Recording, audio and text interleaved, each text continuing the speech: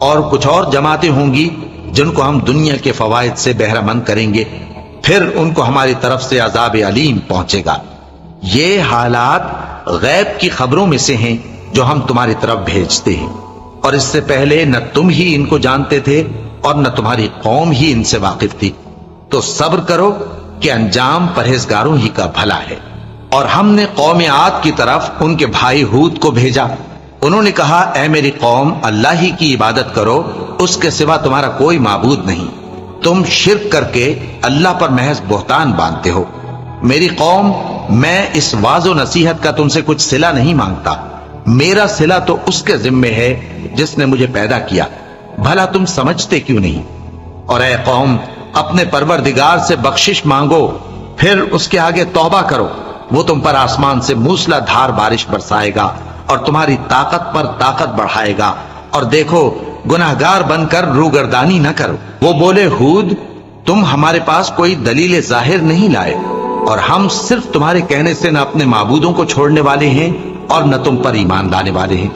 ہم تو یہ سمجھتے ہیں کہ ہمارے کسی معبود نے تمہیں تکلیف پہنچا کر دیوانہ کر دیا ہے۔ انہوں نے کہا کہ میں اللہ کو گواہ کرتا ہوں اور تم بھی گواہ رہو کہ جن کو تم اللہ کا شریک بناتے ہو میں ان سے بیزار ہوں، یعنی جن کی اللہ کے سوا عبادت کرتے ہو، تو تم سب مل کر میرے بارے میں جو تدبیر کرنی چاہو کر لو اور مجھے مہلت نہ دو۔ میں اللہ پر جو میرا اور تمہارا سب کا پروردگار ہے بھروسہ رکھتا ہوں۔ زمین پر جو چلنے پھرنے والا ہے وہ اللہ کے قبضہ قدرت میں ہے، بے شک میرا پروردگار سیدھے رستے پر ہے۔ اب اگر تم روگردانی کرو گے تو جو پیغام میرے ذریعے تمہاری طرف بھیجا گیا ہے وہ میں نے تمہیں پہنچا دیا ہے، اور میرا پروردگار تمہاری جگہ اور لوگوں کو لا بسائے گا، اور تم اللہ کا کچھ بھی نہیں بگاڑ سکو گے۔ میرا پروردگار تو ہر چیز پر نگہبان ہے۔ اور جب ہمارا حکم عذاب آ پہنچا تو ہم نے ہود کو اور جو لوگ ان کے ساتھ ایمان لائے تھے ان کو اپنی مہربانی سے بچا لیا اور انہیں عذاب شدید سے نجات دی۔ یہ وہی قوم عاد ہے جس نے اللہ کی نشانیوں سے انکار کیا اور اس کے پیغمبروں کی نافرمانی کی اور ہر سرکش و متکبر کا کہا مانا، اور اس دنیا میں بھی لعنت ان کے پیچھے لگی رہی اور قیامت کے دن بھی لگی رہے گی۔ دیکھو، قوم عاد نے اپنے پروردگار سے کفر کیا، اور سن رکھو، قوم عاد پر پھٹکار ہے جو ہود کی قوم تھی۔ اور قوم سمود کی طرف ان کے بھائی صالح کو بھیجا تو انہوں نے کہا، اے قوم، اللہ ہی کی عبادت کرو، اس کے سوا تمہارا کوئی معبود نہیں۔ اسی نے تم کو زمین سے پیدا کیا اور اس میں آباد کیا، تو اس سے مغفرت مانگو اور اس کے آگے توبہ کرو، بے شک میرا پروردگار نزدیک بھی ہے اور دعا کا قبول کرنے والا بھی ہے۔ انہوں نے کہا کہ صالح، اس سے پہلے ہم تم سے کئی طرح کی امیدیں رکھتے تھے، اب وہ منقطع ہو گئی۔ کیا تم ہم کو ان چیزوں سے منع کرتے ہو جن کو ہمارے بزرگ پوجتے آئے ہیں؟ اور جس بات کی طرف تم ہمیں بلاتے ہو اس کی طرف سے ہم بڑے بھاری شک میں ہیں۔ صالح نے کہا، اے میری قوم، بھلا دیکھو تو، اگر میں اپنے پروردگار کی طرف سے کھلی دلیل پر ہوں اور اس نے مجھے اپنے ہاتھ سے نبوت کی نعمت بخشی ہو، تو اگر میں اللہ کی نافرمانی کروں تو اس کے سامنے میری کون مدد کرے گا؟ تم تو کفر کی باتوں سے میرا نقصان ہی کرتے ہو۔ اور یہ بھی کہا کہ اے قوم، یہ اللہ کی اونٹنی تمہارے لیے ایک نشانی یعنی معجزہ ہے، تو اس کو چھوڑ دو کہ اللہ کی زمین میں جہاں چاہے چرتی پھرے، اور اس کو کسی طرح کی تکلیف نہ دینا، ورنہ تمہیں جلد عذاب آ پکڑے گا۔ مگر انہوں نے اس کو کاٹ ڈالا۔ تو صالح نے کہا کہ اپنے گھروں میں 3 دن اور فائدے اٹھا لو، یہ وعدہ ہے کہ جھوٹا نہ ہوگا۔ پس جب ہمارا حکم آ گیا تو ہم نے صالح کو اور جو لوگ ان کے ساتھ ایمان لائے تھے ان کو اپنی مہربانی سے بچا لیا اور اس دن کی رسوائی سے محفوظ رکھا۔ بے شک تمہارا پروردگار طاقتور ہے، زبردست ہے۔ اور جن لوگوں نے ظلم کیا تھا ان کو چنگھاڑ کی صورت میں عذاب نے آ پکڑا تو وہ اپنے گھروں میں اوندھے پڑے رہ گئے، گویا کبھی ان میں بسے ہی نہ تھے۔ سن رکھو کہ قوم سمود نے اپنے پروردگار سے کفر کیا، اور سن رکھو قوم سمود پر پھٹکار ہے۔ اور ہمارے فرشتے ابراہیم کے پاس بشارت لے کر آئے تو سلام کہا، انہوں نے بھی جواب میں سلام کہا۔ ابھی کچھ وقفہ نہیں ہوا تھا کہ ابراہیم ایک بھنا ہوا بچڑا لے آئے۔ پھر جب دیکھا کہ ان کے ہاتھ کھانے کی طرف نہیں بڑھتے، یعنی وہ کھانا نہیں کھاتے، تو ان کو اجنبی سمجھ کر دل میں خوف کیا۔ فرشتوں نے کہا کہ خوف نہ کیجیے، ہم قوم لوط کی طرف ان کے ہلاک کرنے کو بھیجے گئے ہیں۔ اور ابراہیم کی بیوی جو پاس کھڑی تھی ہنس پڑی، تو ہم نے اس کو اسحاق کی اور اسحاق کے بعد یعقوب کی خوشخبری دی۔ اس نے کہا اے میرے بچہ ہوگا، میں تو بڑھیا ہوں اور یہ میرے میاں بھی بوڑھے ہیں، یہ تو بڑی عجیب بات ہے۔ انہوں نے کہا کیا تم اللہ کی قدرت سے تعجب کرتی ہو؟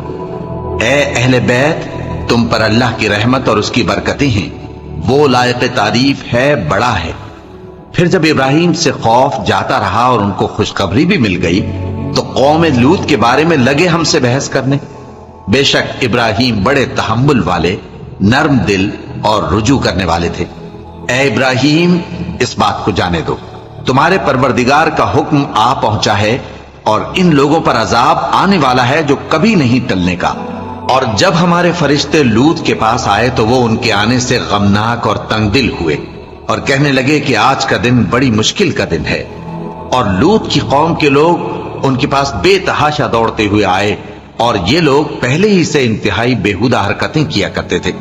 لوط نے کہا کہ اے بھائیو، یہ جو میری قوم کی لڑکیاں ہیں یہ تمہارے لیے جائز اور پاک ہیں، تو اللہ سے ڈرو اور میرے مہمانوں کے بارے میں مجھے بے آبرو نہ کرو۔ کیا تم میں کوئی بھی شائستہ آدمی نہیں؟ وہ بولے تم کو معلوم ہے کہ تمہاری ان بیٹیوں کی ہمیں کچھ حاجت نہیں، اور جو ہماری غرض ہے اسے تم خوب جانتے ہو۔ لوط نے کہا اے کاش مجھ میں تمہارے مقابلے کی طاقت ہوتی، یا میں کسی مضبوط قلعے میں پناہ لے لیتا۔ فرشتوں نے کہا اے لوط، ہم تمہارے پروردگار کے فرشتے ہیں، یہ لوگ ہرگز تم تک نہیں پہنچ سکیں گے، تو کچھ رات رہے سے اپنے گھر والوں کو لے کر چل دو، اور تم میں سے کوئی شخص پیچھے مڑ کر نہ دیکھے، مگر تمہاری بیوی کے جو آفت ان پر پڑنے والی ہے وہی اس پر بھی پڑے گی۔ ان کے عذاب کے وعدے کا وقت صبح ہے، اور کیا صبح کچھ دور ہے؟ پھر جب ہمارا حکم آیا ہم نے اس بستی کو الٹ کر نیچے اوپر کر دیا اور ان پر پتھر کی تہ بتہ کنکریاں برسائیں جن پر تمہارے پروردگار کے ہاں سے نشان کیے ہوئے تھے، اور وہ بستی ان ظالموں سے کچھ دور نہیں۔